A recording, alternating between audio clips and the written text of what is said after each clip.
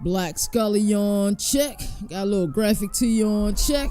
Welcome to another marvelous episode. It is a beautiful, beautiful Tuesday morning, and I am so excited to talk college football. On today's docket, we got fall camps underway.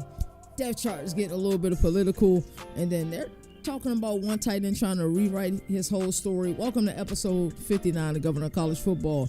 In our Into the News segment, we're going to talk about Lance Leopold turning culture into clarity in Lawrence, Kansas. I think that's beautiful. Julian Sayin embraces the Buckeye blueprint and the long game. Kyron Drones look for revenge and redemption in year two, at least of him starting at Virginia Tech. I was super high on him last year. Didn't quite pan out to be the year that I expected, or I think many other people expected as well. I don't think I was the only one that was super high on Virginia Tech last year.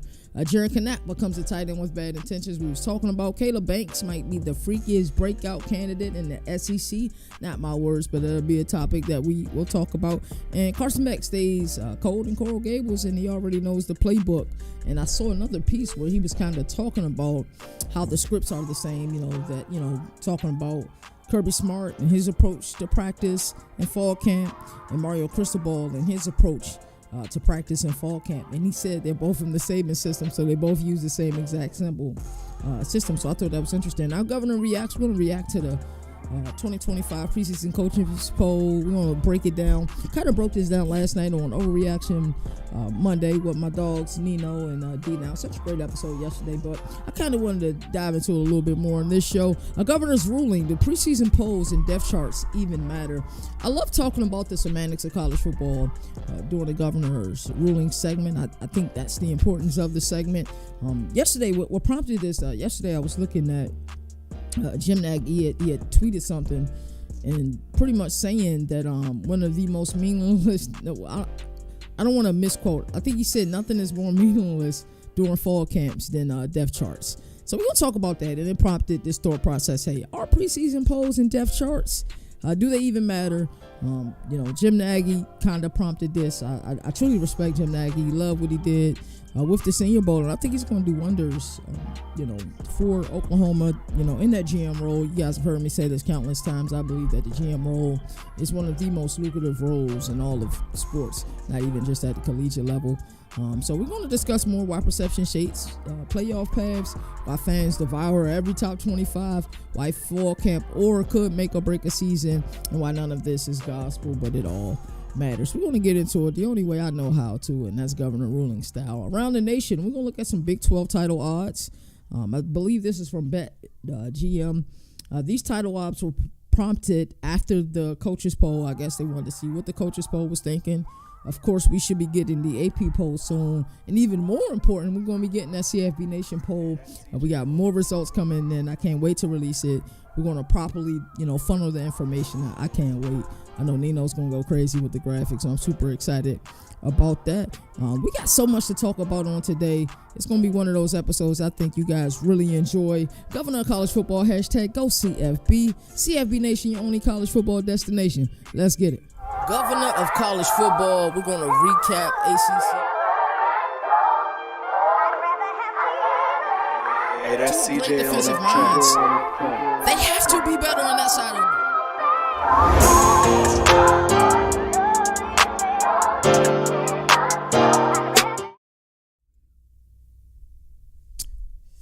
This is our Into the News segment. Have you guys ever woken up with extreme peace? Like, it's been 2 weeks since I left the company I was working for. Royal Farms is actually that company. I don't care about saying the name of it now. But, I had worked there for such a very long time, and I forgot what it was like to kind of have a peace of mind, because my life was always being interrupted by that job. Being a general manager of a place that's open 24/7 was certainly a task, but, these days I wake up with so much peace. I try to find motivation and inspiration when I wake up.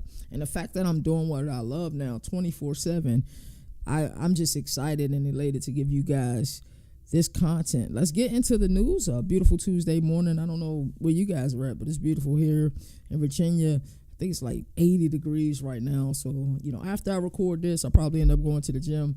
I let the top down on the Mustang, man, and cruise, man, on my way there. So I'm excited about that.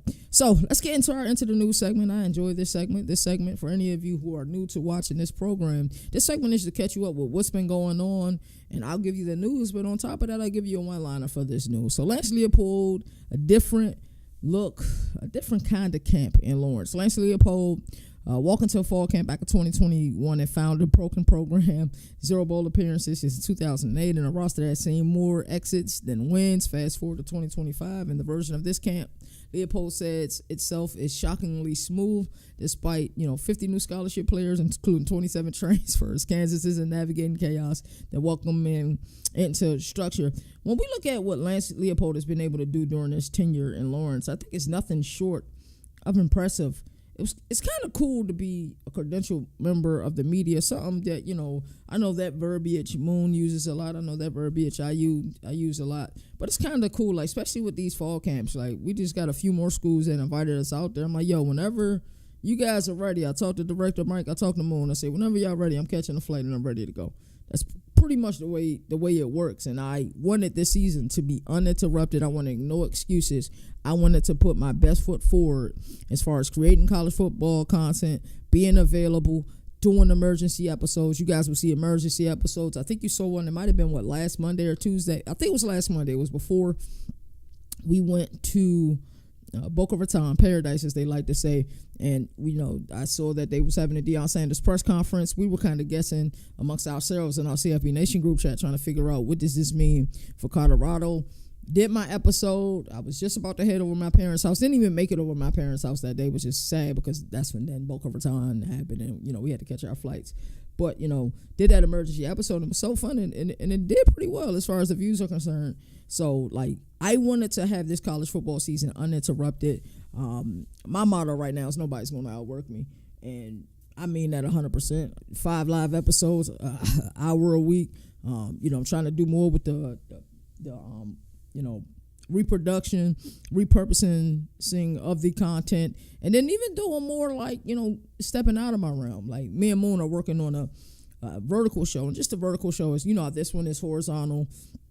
It's 16 by 9. That one would be 9 by 16.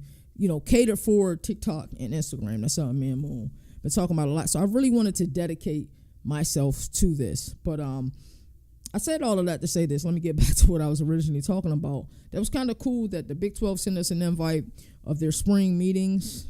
I believe they had it might have been in Destin or either Orlando. SEC was in Destin or theirs was in Destin. But either way, it doesn't really matter. It's neither here nor there. They had them, and we got an invite to it, so we got to see Lance Leopold and Kenny Dillingham speak. And I thought the beautiful thing is how they was just on the same accord.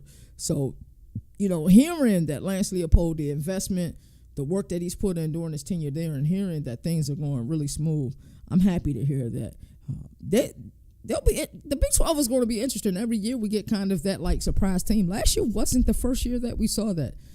Arizona State was voted last in the poll. The Big 12 didn't even do the poll this year because of, what happened last year. I guess they say, hey, you media guys don't know anything. Moving on to the next story, Julian saying Buckeye mindset and baked in patience. I think, we saw Coach Ryan Day kind of speak on, hey, what are some of the things you're looking for? And he's going to get asked about this quarterback battle religiously. It is what it is. The Ohio State faithful want to know. Us, the media, want to know. Hey, we just want to know who's going to be the starting quarterback. I think we'll see a lot of smoke screens, but it is what it is this time of year. But in this, he kind of talked about what he learned from Will Howard last year. He talked about his leadership, his weekly prep, and quarterbacking at the highest level. If you are in a position where you can sit there and learn, this is the antiquated method, kind of looked upon as the archaic method. Back in the day, if you was a freshman, you played not even like a skill set position, but you play like line, whether it's an offensive line, defensive line, even at the linebacker level, that weight that you played at that high school ain't going to be good enough, especially when we're talking about big time college ball. So they're going to redshirt you. They're going to feed you. They gonna get you on a new nutrition plan, and you gonna get in that weight room and you gonna bulk up and gain the weight. Back in the day for quarterbacks, hey, as a freshman, you gonna sit and you gonna learn. That's the antiquated way or the archaic way, and I truthfully think that that's the best way to learn. Like, in order for you to trust the process and deliver that process, you need to learn of how to appropriately command that process and understand that process. I think those are important steps that we don't talk about enough. We just always talk about trusting the process, right? So I look at that and I say, it's nothing wrong. You know, of course, you're gonna want your chance, you're gonna want your opportunity. Like, I look at somebody as a Dante Moore, and I'm sure if he could have redo it, he probably just went to Oregon in the first place. But I think he went to UCLA, even though I don't think it was naturally a fit, you know, with him. I think him being more of a traditional passer, not saying he don't got wheels. I just think he's more of a traditional passer. I don't think he ever fit Chip Kelly's system, so I don't expect or understand why he went there in the hopes of, you know, I think the only thing that kind of mattered in him going there, the weather is beautiful, and he was going to get an opportunity to start. I think that's the reason why he went there. But I think sometimes it's better to go, understand the system, learn that system, trust that system, and then you can deliver and command that system. So the fact that he sat there and he learned, like Arch Manning, you know, that way as well. Like, you know, I think sometimes people look at that as like archaic, because a lot of times people want that instant success, that microwave success, man. Sometimes the food just tastes better out the oven, man. It's not about things being instant. So I think that's impressive that there were things that he took away from, you know, Will Howard, seeing how, you know, Will Howard prepared. And we even saw Aaron Rodgers, who really don't deal with rookie quarterbacks. We even see him speak highly of Will Howard. So I think that's impressive that Julian Sand has been able to take that into this season. It's gonna be one hell of a quarterback battle. I know a lot of people, you know, probably tired of hearing about this quarterback battle. It is what it is. I'm gonna continue to talk about it. If it's college football to talk about, and we talking about a team like the Ohio State Buckeyes, I'm gonna continue to talk about it. I don't care how mad y'all get. Alrighty, let's move on. Kyron Drones is kind of on his redemption tour this season. I think Ole Miss, I was really frustrated with Ole Miss last year because I thought they had myriad of opportunities to make the college football playoff last year. I thought they finally made that investment, you know, in the portal. Jackson Dart was looking impressive in the spring season, impressive during fall camp. And I'm like, yo, they are, you know, on the brink of a really big year. And I thought they really could have took the SEC by storm. And there was a week when they played Georgia. I'm like, this may be the best team in the country. I may be right on my prediction of them winning a national championship. So, of course, that didn't happen. Losses to Kentucky and Florida. If they handle business versus both of those teams, or at least even Florida, they're in the college football playoff. I truly do believe that. If they win both of those games, you know, you might even be talking about a bye, right?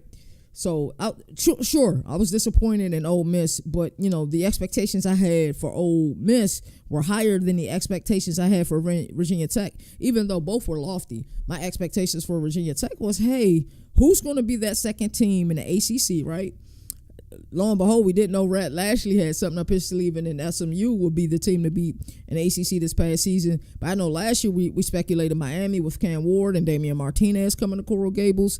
I know me, as long as Jeff Brown coach at Louisville, I think Louisville has a chance. That's just how big of a fan or a believer I am in Louisville. But last year I looked at it, I said, yo, with this schedule that Virginia Tech has, they have an opportunity to do something impressive.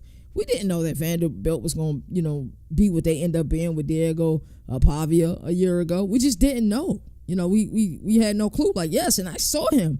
So it wasn't like I didn't see the kid play. I saw him play Liberty versus New Mexico State, 2023 Conference USA Championship. I was at that game, and I saw how elusive he was.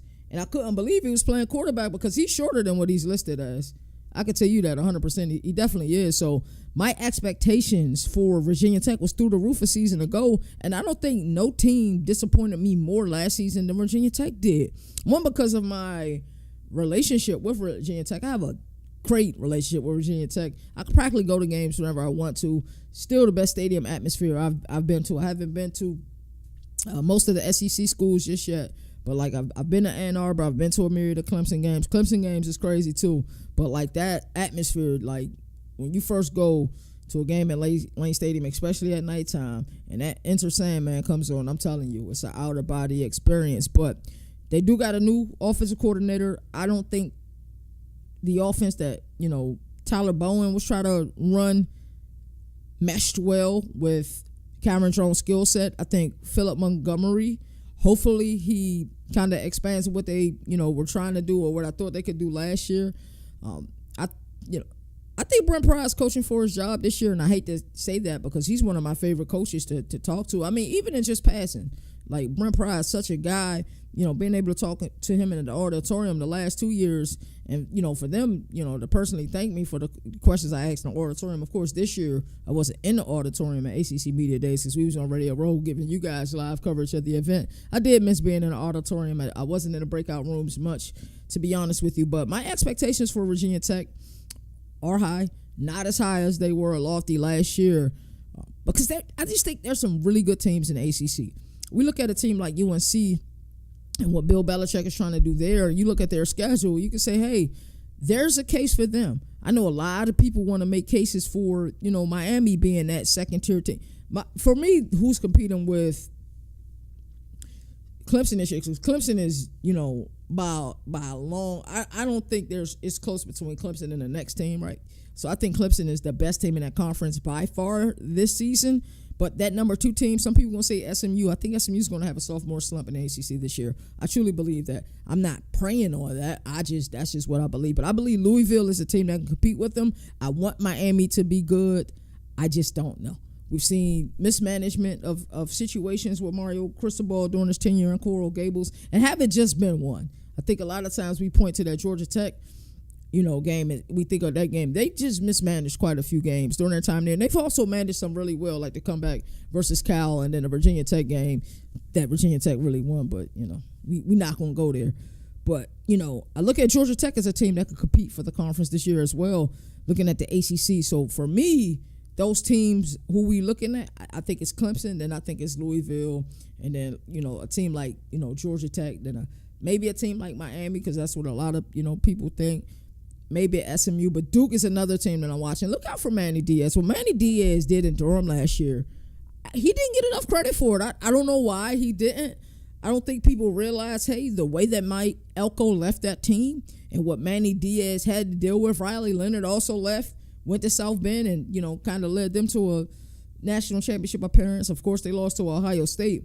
But I think we didn't give Manny Diaz enough credit for what he did, and he got one hell of a guy. He addressed that thing immediately. He addressed the quarterback position. They paid him a lot of money, too, but he addressed that immediately. He's building something in Durham. Trust me when I say they are building something in Durham. There's something special about Durham. But those are the teams I'm looking at in the ACC. Maybe Virginia Tech will be that next tier of teams. If I could quantize it in a record, I would, I don't think 6-6 or 7-5 are going to cut it. I think 8-4 or better will have to be the expectation if I'm at Virginia Tech, especially with the home field advantage that they have. And it's crazy because Brent Pry is such a good coach. I don't think people know how wanted he was after his tenure at Penn State, and he's coached at every level at the collegiate level. But that defense he had at Penn State was stout. So if Philip Montgomery could get the offense going, I know they've lost some production there. That's why I'm not as high on them this season, and their schedule is a little tougher than it was a season ago. We'll have to see. We'll wait and see. Jaren Kanak, from linebacker to tight end. He's supposed to be, Oklahoma's answer at linebacker. Now he's officially a tight end and reportedly a thriving. Offensive coordinator Ben Arbuckle says Kanak is blowing expectations out of the water. He has high school tape, with a bunch of a bunch of receiving yards and rushing yards as well. So it'll be interesting. I love seeing that this time of year. I think that's why it's so important for those people to be at these fall camps to kind of see what's going on. I know we talking about Blurgate as Nino called it yesterday with Tennessee and the blurred out figure who threw the ball. We still don't know who it is, but it is what it is. And Caleb Banks, a first round frame in the making. Florida's Caleb Banks might be the least talked about freak in the country. Todd McShay says he has, I'm not saying that. That's crazy, Todd McShay. You can't be saying stuff like that. But he's 6'6", 320, with the 5.040 and country strong. The stats won't knock you over. He had 21 tackles and 4.5 sacks. But the tape might. And then last but not least, Carson Beck, cool in Coral Gables. He's talking about how he fully understands the playbook. I think that is a more quarterback-friendly system than the system he was in during his time in Athens.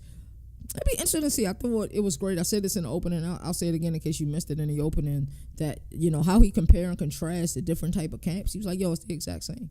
He said both Cristobal and Kirby Smart are disciples of Nick Saban, and they run their practice the exact same way. He said he already knew what was happening each period. I think a lot of people kind of stick to that script. I already told you guys, when we were at FAU, shout out to them, they gave us myriads of access. We enjoyed our time there. They let us, record when we wanted to record in the stadium. They let us go live. They provided Ethernet cord, so it wasn't laggy while we were live. They gave us a bunch of players to interview. What they did not give us a bunch of access to was the installs that Coach Zach Kitley was installing. They didn't want any of that. And they also told us, make sure you don't report on any type of injuries, and obliged. We didn't report on any type of injury. So I thought that was cool that Carson Beck is, things are coming along for him down in Coral Gables. Let's go on to the next segment. Governor Reacts.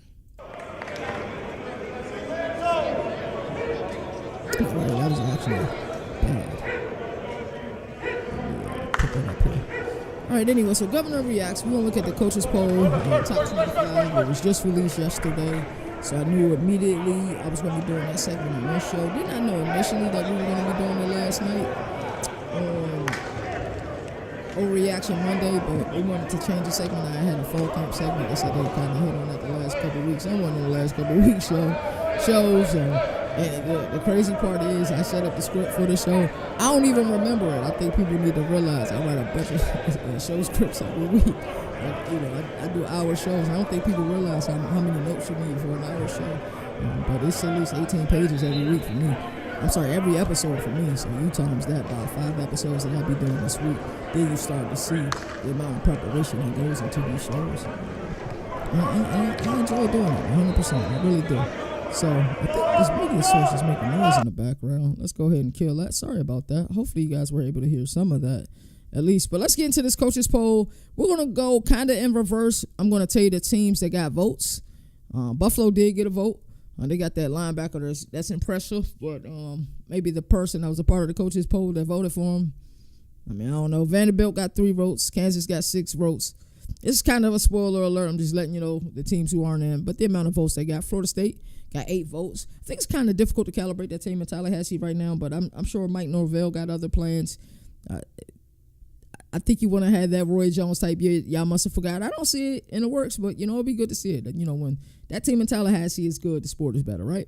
UNLV got 8 votes. I was happy to see this because I think people are underestimating Alex Orji, Jaden Thomas, and then the Dan Mullen effect, bro. He going to bring some swag to UNLV. I promise you. Minnesota got 11 votes.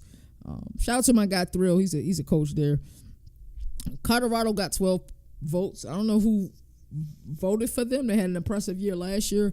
I think there's some things we need to figure out. This is their best offensive line that they've had during Deion's tenure there. There's some pieces that I love, but there's drop off. It is what it is. We got to be honest. I don't think they should have got that many votes. Duke getting 12 votes. I would have liked to see some other teams get less votes and Duke get more votes because I really think Duke is building something special.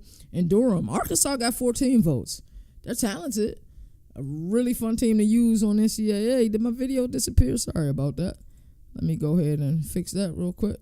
And, it'll be nice to see them get more votes, but at the end of the day, it is what it is.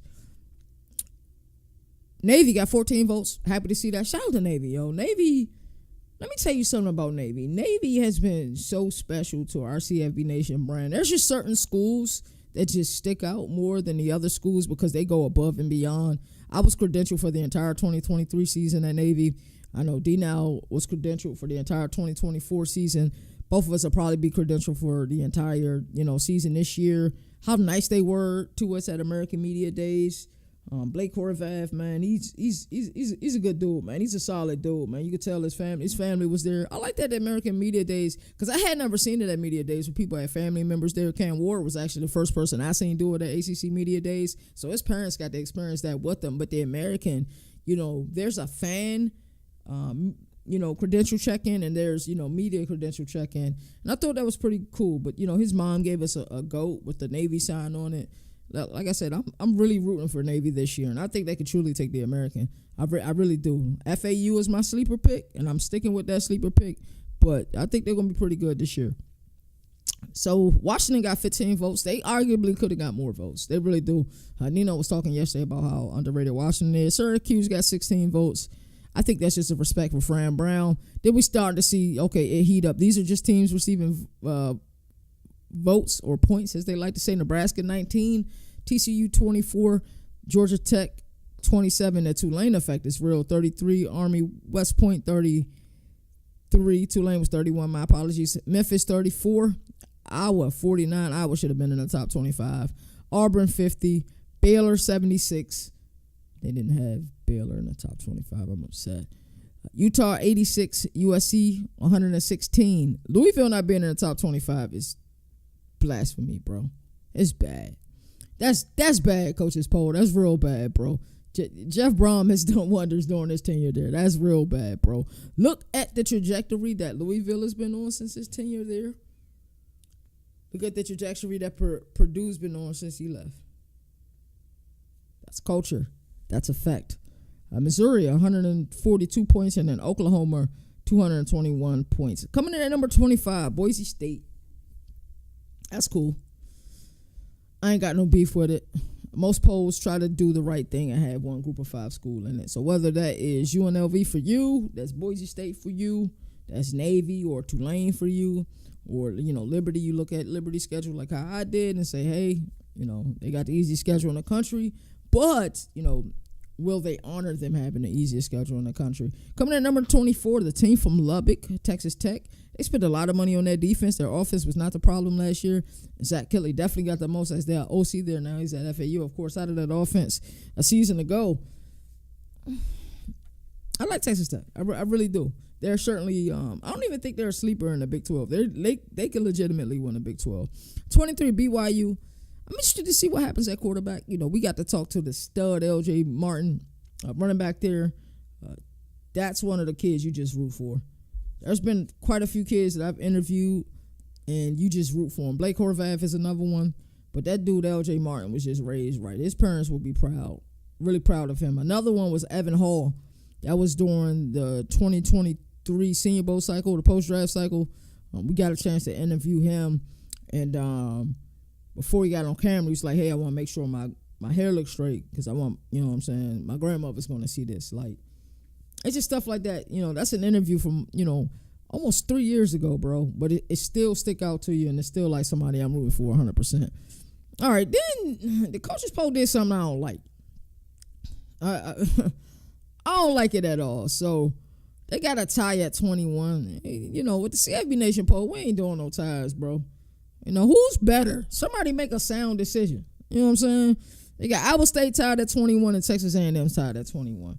Iowa State, if you guys remember, I was really big on them. But the more and more research I did, the more and more I started to really fall in love with that team from Waco. I actually have a dynasty with that team from Waco right now. It's a user dynasty. I think we number 4 in the country, should be probably higher than that. We just played our second to last game. We got one more game, but we'll definitely be in a college football playoff. And Texas A&M, what do we expect out of College Station this year? Mike Elko, year 2, really like the offensive coordinator in Colin Klein. I've said that before, say that again. The emergence of Marcel Reed is really what we're going to be trying to calibrate over the year.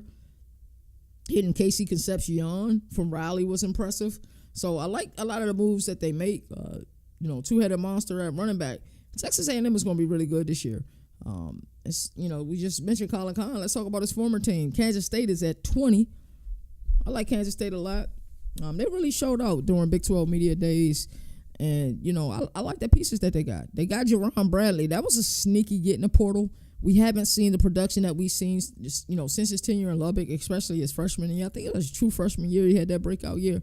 We didn't see it at BC. I think it was a season ago or his second year in Lubbock. He's at Kansas State, and I think he could be one of those guys that can emerge for them this season. And hopefully he can be, one of Avery Johnson's, favorite targets. Indiana at 19. How you guys feeling about Kirk Cignetti in year 2? You guys are anticipating a sophomore slump for Indiana. I felt obligated to put Indiana in my top 25, and I don't like that feeling.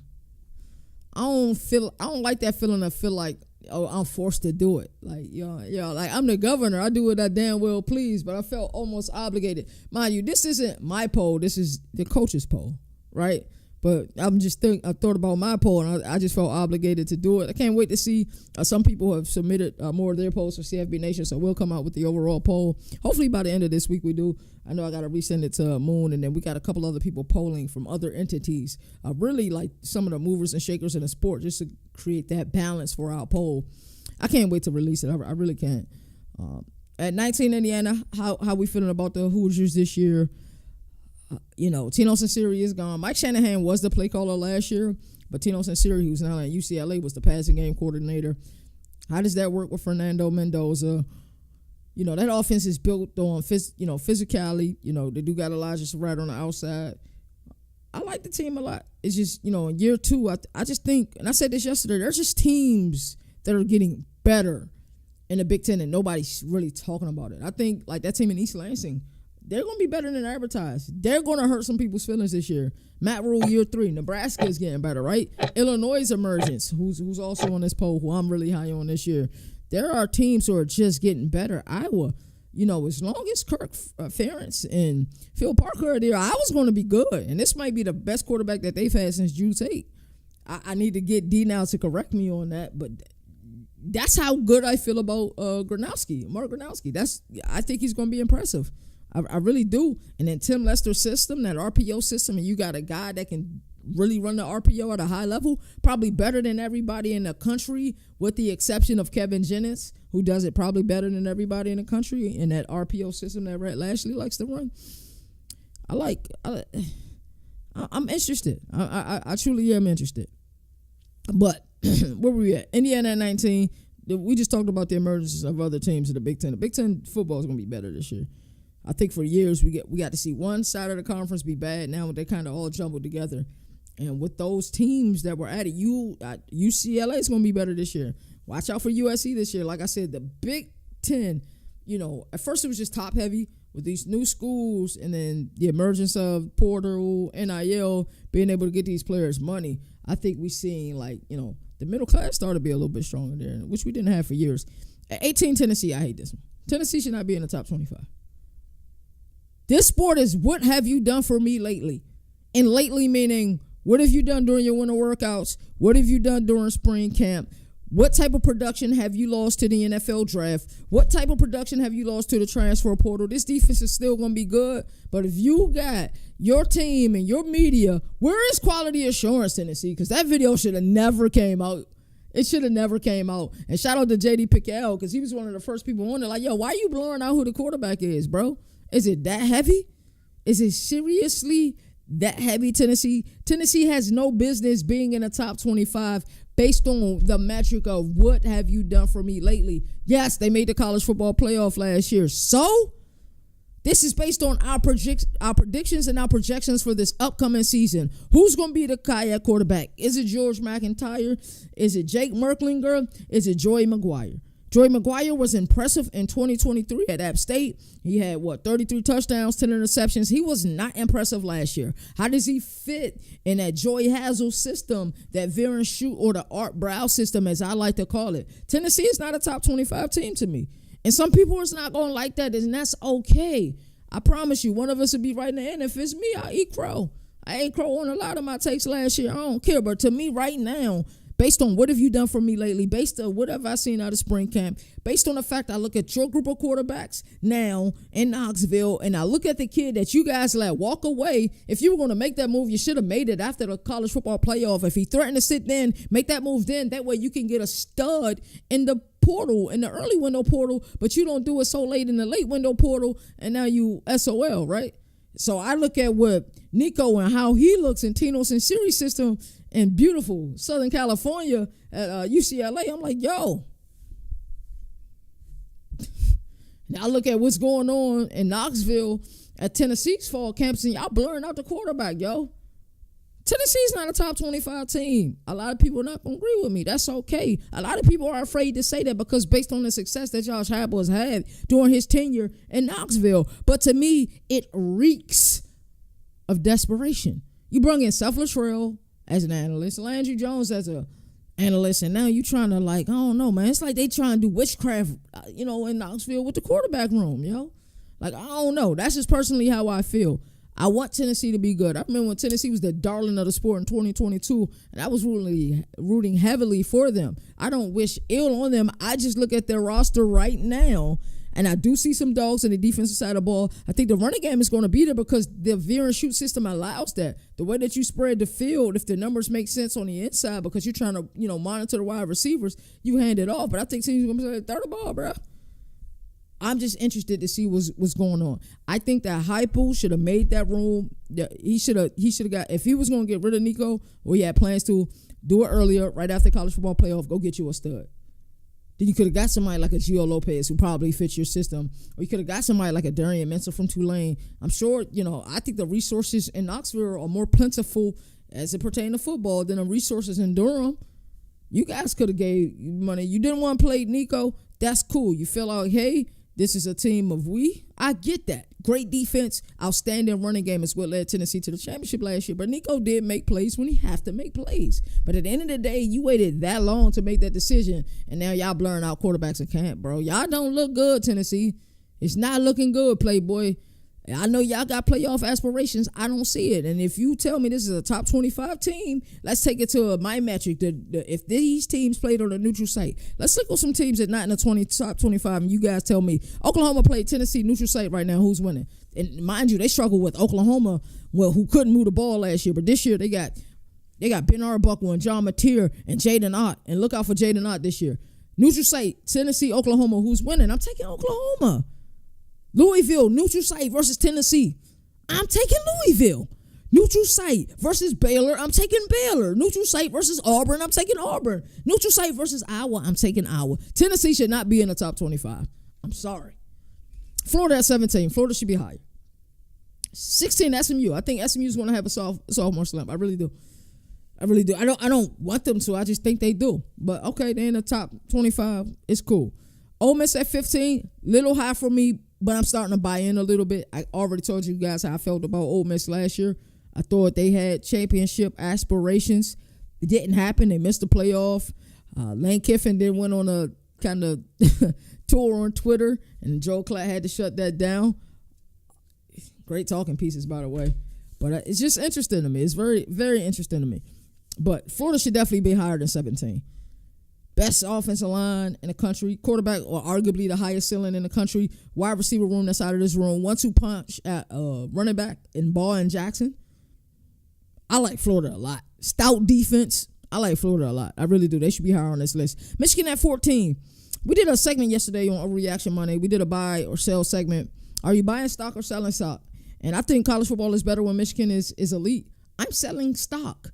And I hate to be that way, but I look at a coach.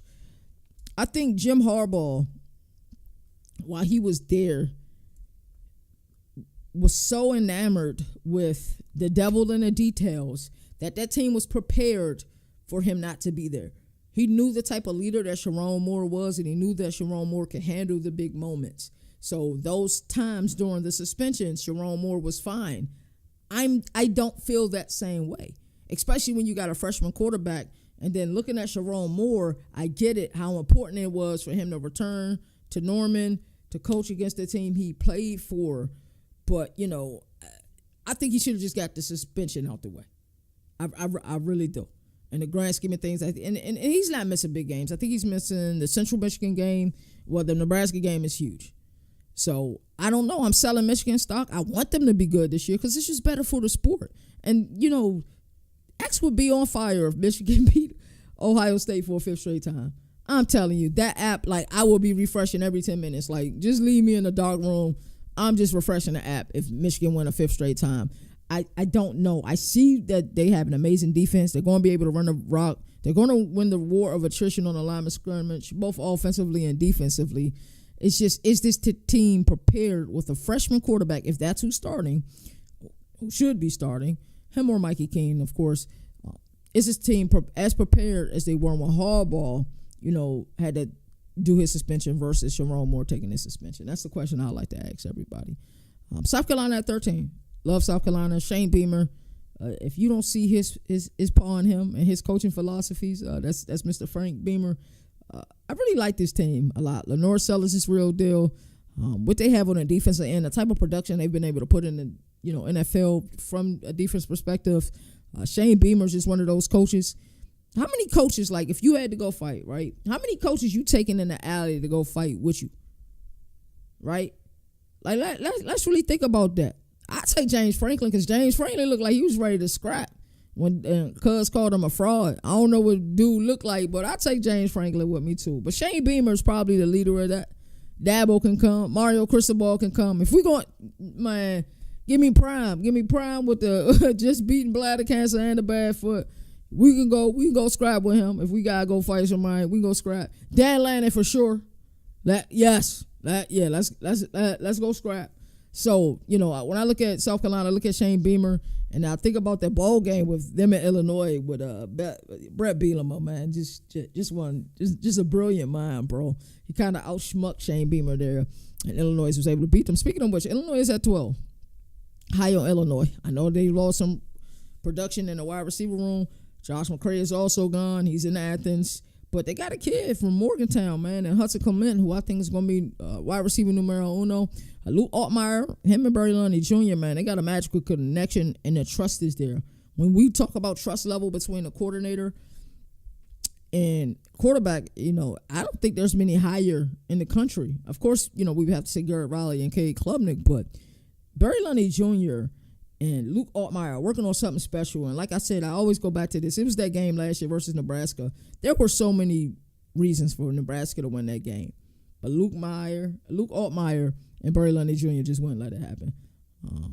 And that was impressive. We also seen them, have a bad game versus Purdue, and the same thing happened. Luke Altmaier and Barry Lundy Jr. wouldn't let them lose. Same thing versus Rutgers. Luke Altmaier, Barry Lundy Jr. would not let them lose.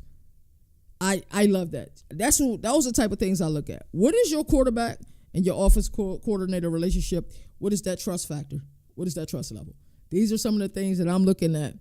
God damn, I'm at 42 minutes already, and I'm just on the second segment. Sheesh, I need to hurry up. Sorry about that. Number 11, Arizona State. A lot of people buying Arizona State stock. I'm buying Kenny Dillingham stock, man. To see after their first fall camp practice, the passion that he had, that he wanted his team to have, very veteran move and using the media to talk to his team.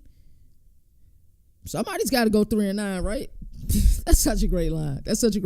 He's another one who, hey, yo, we about to go fight somebody. I need like 7 or 8 coaches to come with me because we about to go scrap. We going on Leverett and we need to go fight somebody. Yeah, add him to the list because the passion that he had in that post-practice conference, he said, no, we didn't practice bad. They just didn't practice with passion. Somebody got to go 3-9. That's letting your team know, yeah, what you did last year don't matter now. It does not matter now. That's what we need to get through everybody's mind. It doesn't. Miami at 10. That's a little high for me. I love the I love the Carson Beck getting a portal. I really do. Think that's outstanding. I think that's a quarterback-friendly system. I think Miami's going to be good this year. I just need to see them take that next step. I think last year was really an incredible opportunity for them to make the college football playoff and make the U again, right? And really restore that roar. It just didn't happen. LSU at 9. Everybody likes LSU. I asked Nino and D-Now a question yesterday. I'm going to propose the same question for you. And we did this with Penn State yesterday as well, so we're going to do it with LSU today. I want you to strip the jerseys off of LSU, take that team from Baton Rouge, put that team in Athens with Kirby Smart, and in those jerseys, you are looking at this roster and probably saying that this is the best roster in all of college football as far as the way it's constructed. Now, the argument against that will be Clemson in their return to production, and the argument will certainly be Penn State. I think when we look at rosters, the best 3 rosters in the country have to be Clemson, Penn State, and LSU. I think some of the issues that lies with LSU is that we've seen them lose games that they have had opportunities in. And for some reason, they can't get it together on week 1. Week 1 would be the greatest calibrator for me. I'll be at that game. I can't wait to see that game. To me, that's the most important game on week 1. I know Ohio State and Texas will get top billing. That's cool. Y'all go watch that game. The game I want to see. I want to see Cade Klubnik and Garrett Nussmeier, my 1 and 2 for my Heisman ranking right now, duel it out for the Battle of Death Valley. That's the game I want to see. Of course, I'm going to go to Maryland in an FAU game that week as well. I will have to take about 4 flights that week because I'm going to a game on Thursday, Friday, Saturday, and probably Sunday as well. That's the type of week that we're going to have. That week. Week 1 is going to be impressive. Don't know where I'm going for week 0, but Moon is trying to make something happen. I don't care. Like I said, I've made myself available for this year. I'm dedicating my life to the 2025 college football season. I really am. So I like LSU a lot. Alabama, I think, is one of the sneakiest teams. And when you say that, you're like, it's Alabama. Everybody's paying attention to Alabama, right? I think last year left people feeling sour about the program. Kalen DeBoer, he has this. He's tidying things up. That's the vernacular that, old ball coach Steve Spurrier likes to use, so I like to use that vernacular as well. He's running a tighter ship. Got his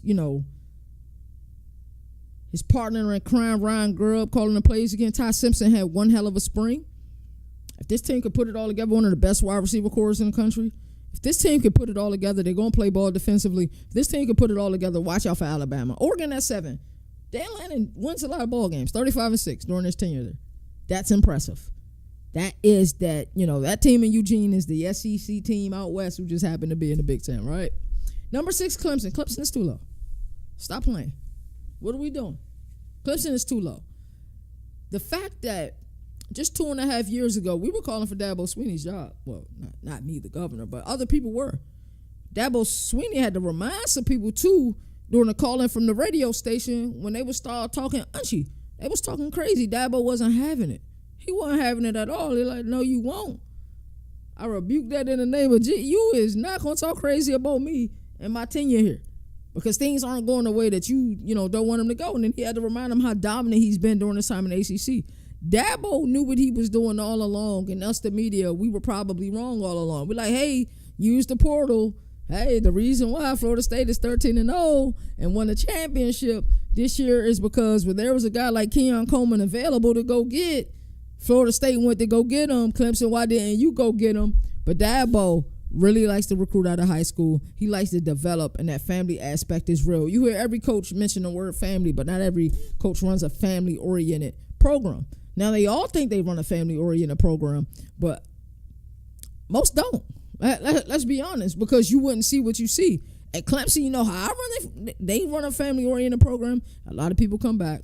A lot of people trust the process and grow within the system. You don't hear about their players getting in trouble. And most importantly, they have the highest GPA for any team in the FBS in the sport of football. Clemson does. Dabo is right. We were wrong. It is what it is. And sometimes you got to accept that L. So we can hold that L. It's okay. It's going to be okay. And number 5, Notre Dame. I don't think Marcus Freeman has gotten enough credit for what he's been able to do. This is going to be a long episode today. Normally I do hour episodes. It's probably going to hit about 1:15 because I'm taking my time. I'm not rushing with this. So Notre Dame at 5. Marcus Freeman another guy hasn't got enough credit for what he's done there. You remember his debut season there? They lost to Marshall. Do you remember what that was like? Do you? His first year there, he's heading into his 4th season. People wanted him out of there. Like, oh, he's the heir apparent of Brian Kelly. And you see what he was able to do last year. Here's the sauce, bro. If you're a hot shot head coach and you're a defensive minded head coach, go get you a hot shot offensive coordinator. That's what Brent Venables did this year. That's what Marcus Freeman did last year. Mike Denbrock going to the Fighting Irish was one of the moves. A lot of people just kind of swept under the rug. It was a great move by him. Really was. And what's ironic is he left Brian Kelly to go to Marcus Freeman, right? Georgia at 4. How do you feel about Georgia this year? I trust Kirby Smart, but when we look at the roster, how do you feel about him? Just an open question. I'm still calibrating. I'm not sure yet. Penn State number 3. I'm high on Penn State. I don't got no beef with Penn State. James Franklin, don't be afraid this year. That's all I ask. 4th and short, you got Drew Allen, go for it. You got Katron Allen, go for it. Nick Singleton, go for it. Trevor Pena, go for it. Go for it. Don't play not to lose, bro. You got Jim Knowles as your defensive coordinator. He got you. You gotta give it to him in short field. You do. You got Jim Knowles. Trust him. Andy Kalonicky. I want to see the relationship that Brady Lundy Jr. and Luke Altmaier have. I want to see you and Drew Aller have that relationship this year. Ohio State number 2. You got some questions, but there's still a lot of talent there. Arguably the best 2 players in the sport. I think Caleb Downs is the best player in college football. Some people argue Jeremiah Smith. I think it's Caleb Downs. I think he's the best player in all of college football. And then number 1, Texas. So not a bad list as we get into the top 10. Just some things in the lower half I really disagree with. This is another episode. We're not taking no ad breaks. Shout out to our sponsors, Bull Rush. We truly do appreciate you. We really do. We're about to be running a competition with them. The first 3 weeks, the competition will be free to enter. You'll get you'll actually win real money. The person that comes in first place will get $100 each week. So we're giving out over $1,400 during the season. But the first 3 weeks is free to enter. You get free fake money that they use on their website. Predict who you think are going to win games, and the winner each week gets $100. So tell somebody to tell somebody. So governor ruling. We're gonna move into our next segment. Alrighty, governor ruling. Do preseason polls matter? And I thought this was appropriate to really talk about this now. I really do, because it's such a great time of the year for the fan.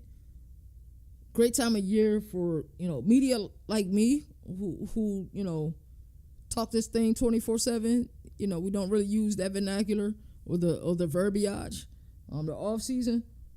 So when we get to this time of the year, you have so many talking points. Like, it will take me more time, probably a few months ago, to organize a show than it does now. I could put a show together in no time because there's just so much to talk about. You just kind of got to comb through it. So do preseason polls and preseason depth charts or fall camp depth charts matter? So we're in that beautiful, chaotic stretch of the college football season calendar where everybody and their grandmother is doing the top 25. Coaches poll is here. AP poll is coming. CFB Nation poll is coming. Tim Brando got his out. Athlon Sports got theirs out. Everybody got their top 25 poll out. So what prompted this, if you missed the cold opening that I always do each and every episode, Oklahoma football's new general manager, the general manager position most lucrative in all the sports, Jim Nagy, stepped to the mic and said this: nothing matters less in fall camp than a depth chart. And I felt the kind of way when I heard that, because I'm always combing through the depth charts. I'm looking on various websites. Our Lads is one of the ones that I like a lot. But then I also will, look on teams or from at a fall camp. They'll give you a depth chart, but tell you it isn't permanent. But like, the respect I have for Jim Nagy is through the roof. The way he ran the Senior Bowl, he made the Senior Bowl the elite, post regular season on your way to the NFL type of thing. Like, he really did. Like, just being there and how he opened it up, that was the first event we was ever credentialed for. And I don't think Mr. Nagy knows how much he's done for a lot of us. Being able to tell various programs, hey, we were credentialed for the Senior Bowl. Guess what that got us right after that? Credentialed for NFL Combine. And D-Now and Boomer got to cover that. Then it got us credentialed for the NFL Draft. Boomer got to cover that. So heading into the 2023 spring, me, D-Now, and Moon were like, hey, we need to start getting credentialed for games. Oh, we've been credentialed for the NFL Draft, NFL Combine, and the Senior Bowl. Those is what led us to this kind of explosion, and now we're cool with over 250 programs that, just a quick phone call or email, and we're credentialed and we can go. It's a beautiful feeling. I promise you, it's a beautiful feeling. And, most of these games, probably 99% of them, I get to see from the field. There's certain games, like, that LSU Clemson game, we're taking 3 people, only 2 can be on the field. Yeah, Mike, come on, y'all go watch it from the field. I go watch it from the press box. Eat me some good food and watch a damn good game, And then talk about it afterwards, right? So Jim Nagy says this, and I have the utmost respect for him. It really made me kind of have to look hard in the mirror and kind of say, yo, do they matter? Right? Do they? Like, I have really had to ask myself this. I said, this is a perfect topic for governor ruling. And with all due respect, utmost respect to Jim Nagy, I disagree. But as my role in the media, I disagree. Probably as a general manager, coach, coordinator, player, staffer, I'm looking at this and I'm probably saying the same thing that Mr. Jim Nagy is saying.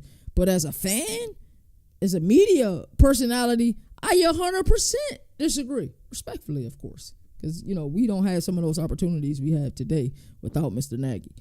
Depth charts matter. Preseason polls matter. Just not in the way that people think. Let's take a deeper dive. The truth about polls. Why they're flawed? They're built on brand biases, last year records, and personnel hype, player, coach, whatever. A lot of coaches, do they even want to fill them out? Or do they delegate it to their interns? And like when you're looking at it, what type of way you looking at it? Like, this is no disrespect to Buffalo. I actually have a college football 26 dynasty, one-star dynasty out there with Buffalo, and I'm playing really well. But they got one vote for the top 25? Interesting. So I can see why people say, hey, these polls are flawed. And then, of course, we got the 2022. I always go back to this. It's one of my favorite things to go back to. One of those my favorite things that I probably talk about on a college football show quite often. Think about the 2022 Florida Gators, AP poll not ranked. Play Utah, beat Utah, they go from not ranked to 12. Right? How does that happen? So for the people who say, hey, the polls don't really matter, I get it. But why they matter, they create national narratives. They influence perception of wins and losses. They frame strength of schedule and playoff seeding, right? They really do. Like, this time of year is our favorite time of the year for media. Like, because think about it, January, March, once March roll around, you get the spring camp, so you get more news. But then after spring camp, that's like a dead period, right? But you're still getting like all sorts of news via the portal and all of that stuff. But this time of year, like, we have so much to talk about. I just told you guys, like, when I'm building my notes for each episode, I'm looking at news. I'm looking at what's going on in the wonderful world of college football. And then when I'm working on a segment like Governor's Ruling, because it's like the Governor's Ruling, if I can explain it to anybody, it's an editorial piece. It's my opportunity to be a journalist. I love journalism. I really do. Like, I had so much fun writing articles down in Boca Raton about FAU. I don't get to do it as often as I would like, but just being down there in moments like, hey, I want to do X amount of articles, I said, bet. And I just started writing them. So this is my opportunity to do these editorial pieces, because a lot of it is reactionary. During the season, we'll be doing previews and, we'll be looking at the X's and O's side of thing and giving our predictions and stuff. But, Governor's Ruling is that opportunity to do editorial pieces. But, yes, preseason polls matter. Like, who you ranked high, who you can go back and say, hey, I was high on this team, I was right about this player, and I have video evidence for it. Perfect, right? So fall camp depth charts. Let's talk about fall camp depth charts. Why is Jim Nagy right about the fall camp depth charts? Depth charts are often outdated the second that they're printed. That's very true. Things happen and change everyday basis.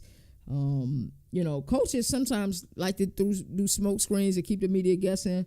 They're a motivational tool, part of a smoke screen. But here's the truth. They still reveal who's getting those first team reps. Like, there's some elite media out here who do some crazy things to get us the news that they get us. Like, right now, I really want to know who's getting majority of the reps down in Knoxville, right? Because it matters. Who's getting the majority of the reps in Columbus? Right? Because that type of stuff, it just matters to us, right? Tell us who the staff trusts, who's healthy, who's surging. They expose real compositions and real decisions are being made. I always like to go back to the 2023 preseason where Ohio State was trying to figure out who's going to be their guard quarterback. Is it going to be the kid, Devin Brown, who I think is going to light it up at Cal this year? He got fire in his eyes. Him and Jalen had one of my favorite interviews of this past media day cycle. And Devin Brown, just hearing him, like, Certain interviews where I know they're about to be really good ones, I will not sit there in the room and listen to it. I want to watch it like a fan. So I took my phone, I went outside and I watched it just to really engage with it. Because if I'm in there listening to it, then I start worrying about the audio aspects of it, or how's the audio doing, how's the video doing, is the Ethernet holding up. I start worrying about that type of stuff. But I really wanted to engage in this discussion and just to hear how close he is with his teammates already. Devin Brown's gonna light it up. But getting back to my original point, I just remember like hearing about this Devin Brown Kyle McCord thing. I'm like, Kyle McCord is 100% the quarterback, right?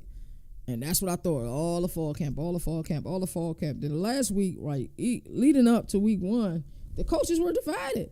That was true division. Half of the coaches think Devin Brown should be the guy, and I can see it because his energy is certainly infectious.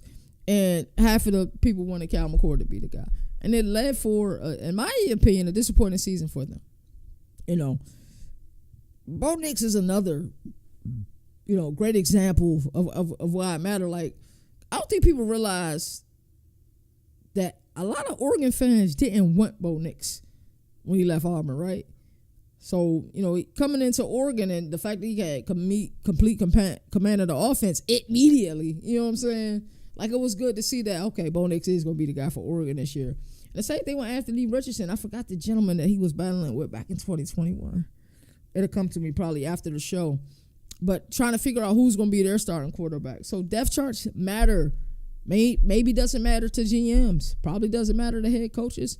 Matters to the players. But for the fans, because I'm a fan first, media personality second, like, that's the way I look at it. So for us, they matter. Won't matter to the people who are involved with the program, who try to keep a lot of that stuff under wrap because they're trying to get ready for the season. I get it.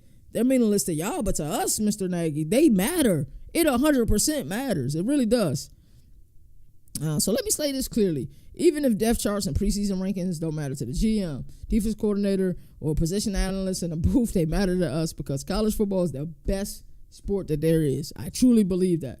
These are not just word on a page. I believe that college football is the best sport. But here's the sad part. We only get like 14 weeks of the regular season, get a conference championship weekend, we get a standalone Army versus Navy, week, and then we get, the bowl season, which is kind of scattered, and then you got like early signing day going on, players entering the portal. Then we get the playoff.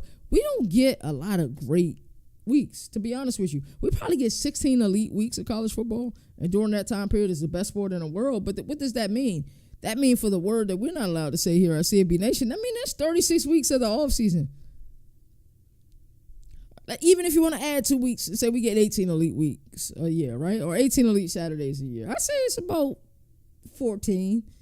And then I added 2. So 16 elite Saturdays every year. That means there's 36 or 34, based on how you view it, weeks that, is considered the off season, but we're still making content, mind you.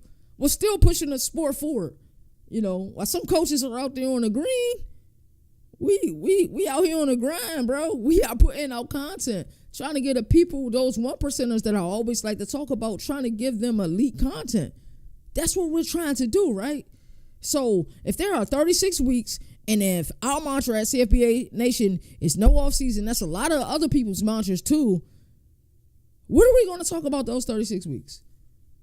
Of course, the first few weeks we'll be recapping the season, and then, winter workouts, whatever news we can get from that, and coaches carousel, whatever news we can get from that. And then once we get to, spring camp, we have more news, but there's dead periods. So we get to July, early July, we got magazine season. So I'm going to Barnes & Noble, and I'm copping every magazine, bro. I want Phil Steele's, I want Adflons, I want Lindy's, I want every magazine I can possibly get, and I want to comb through it. Oh, what controversial things they got? I want to make content. So that's what we do. So by the time August 1st hits, and those college football fans who've been gone for majority of the offseason, let's call it the 32 weeks of the offseason, and they're just coming back like 4 weeks before the season start, right? That's when we get the plethora of information. We're getting depth charts. We're getting polls. And then now we can react to those polls. So, yes, they 100% matter to us. They do, the depth charts and the polls. They really do. Why? Because we're the 1%ers. Why? Because we obsess. We are 1,000% obsessed with this sport. So yes, Mr. Nagy, you have the right not to care. Of course, you don't want anybody to know it. But us, we care because we are obsessed with the sport. Yes, we care. So my final verdict for governor's ruling, preseason polls and fall camp depth charts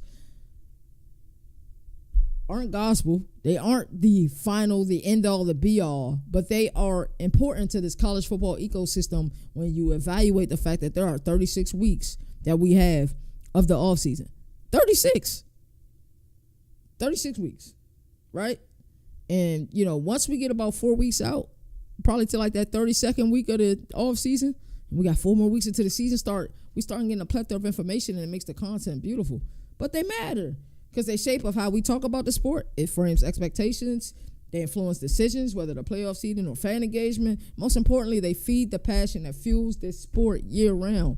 The greatest sport in all of America or in the world, we only get 16 elite weeks out of. Or 16 elite Saturdays, right? So yes, depth chart matters, preseason ranking matter, not because they're always right, but they reflect how the sport is built on narrative, momentum, and obsession. If you think we don't care, you haven't been paying attention. That is my governor's ruling. We're going to get into this last segment. I done ran over today. I told you I was going to be a crazy day today, but it is what it is, man. We hitting the overtime button. No ads, straight into Around the Nation. So, Around the Nation, we're going to look at the Big 12 championship odds via BetGM. And this is updated after the coaches poll. I think the coaches poll, like I said, these polls matter. Then you start to look at how people are truly evaluating teams, right? It gives us a true viewing of how people look at them, right? So we're going to break this down into 3 sections, right? We got the top contenders per these odds. Utah plus 500, Kansas State plus 600, Arizona State plus 600, Baylor plus 600, Texas Tech.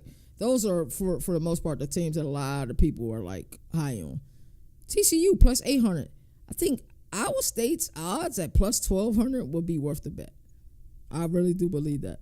That's a value bet right there. Kansas plus 1,600. BYU plus 2,000.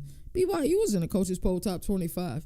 I'm interested to see what happens at quarterback for this program, but plus 2,000 is good odds if you hit on it, right? Colorado at plus 2,200. That's the inner hunt, and then the long shots at Cincinnati plus 3,500, Houston plus 3,500, West Virginia plus 4,000. Damn, Rich Rod. Plus 4,000 for Arizona, plus 5,000 for Oklahoma State, plus 6,000 for UCF. So those are the overall odds. Like I said, I think if I'm looking at value odds, that Iowa State plus 1,200, I gotta love that, right? A team that's going to compete, right there in the thick of things. They were in the Big 12 championship last year, so you have to feel like, that's a safe bet. Utah, I truly think that Devin Napier makes Utah a factor. The coaching experience, the fact that it's hard as a road opponent to get a victory in Utah makes it impressive. Kansas State going to be right there in the thick of things. Arizona State is a safe pick as long as Kenny Dillingham is going to be there, right? But I like Baylor. Texas Tech is also a good pick, but I like Baylor. Plus 600, I thought they'll have better odds, but I believe that more people are talking up the program, so that's why we don't see Baylor as high as they probably would be, to be honest with you. But, it's still impressive. Not a bad list overall. Like I said, any of the long shots would I take? I don't know. I think the furthest I would go is probably West Virginia at plus 4,000. If I was just trying to flip some money and they miraculously was able to do it, I don't think it'll happen in year one for Rich Rod, but Rich Rod's going to get that program together. I believe that 100%. I got a chance. I still got some footage from the Big 12 I haven't released yet. I need to send it to, get it put on the CFB Nation website of him talking. And when he talks, everybody listens. So those are our odds for the Big 12. I'll repeat it one more time. Top contenders is Utah at plus 550, Kansas State plus 600, Arizona State plus 600, Baylor 600, Texas Tech 600, TCU 800, Iowa State 1,200.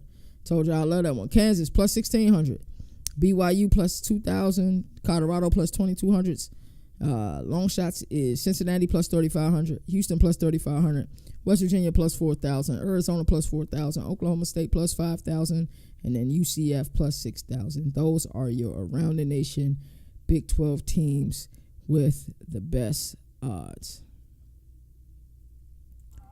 Been a fun episode today. We went into overtime. It's always cool when we go into overtime. I really love what we got to talk about today. That's why I don't think I was paying attention much to the time, because I enjoy this time of the year. We're almost there for the season. Like the week before week 0, the fact that we actually get to do previews and predictions, I'm excited for that. That's when it gets easy. So like I said, I have the utmost respect for Jim Nagy. And I think he's right as it pertains to people who are involved with programs. But if you just, a fan of the sport or media, yeah, you love those things. You live off of them. That's how you create content. Even people who aren't like, who make video media or, they do college football journalism, right? They write articles and stuff. This stuff matters. It 100% matters.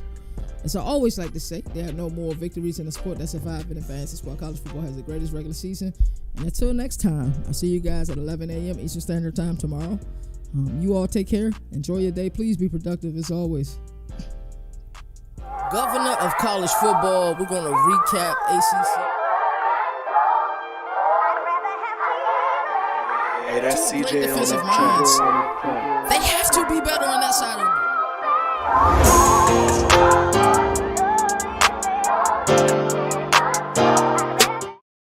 Appreciate you checking out this video. Make sure you like, comment, share, subscribe, and also don't forget to check out the other content that we have here, there, and everywhere.